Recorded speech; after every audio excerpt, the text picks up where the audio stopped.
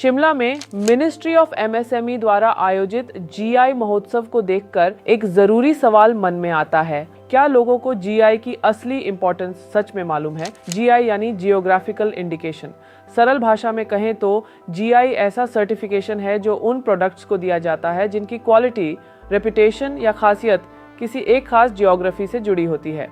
यानी उस प्रोडक्ट की पहचान सिर्फ उसके नाम से नहीं बल्कि उसकी जगह, वहाँ की traditional skill, regional knowledge, local production system और उस पर्टिकुलर लोकेशन या रीजन की रेपुटेशन से बनती है।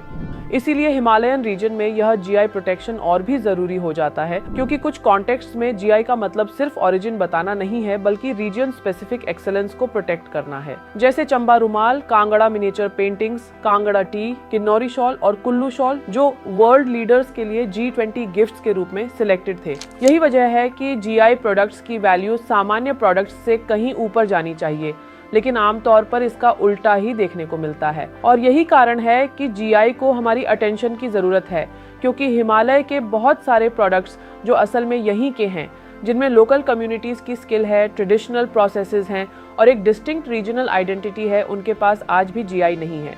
और इससे सबसे बड़ा नुकसान असली फार्मर, आर्टिजन, वीवर, प्रोड्यूसर और कम्युनिटी का होता है। तो बात बहुत साफ है, प्रॉब्लम मार्केटिंग की नहीं है, प्रॉब्लम आइडेंटिटी प्रोटेक्शन की है।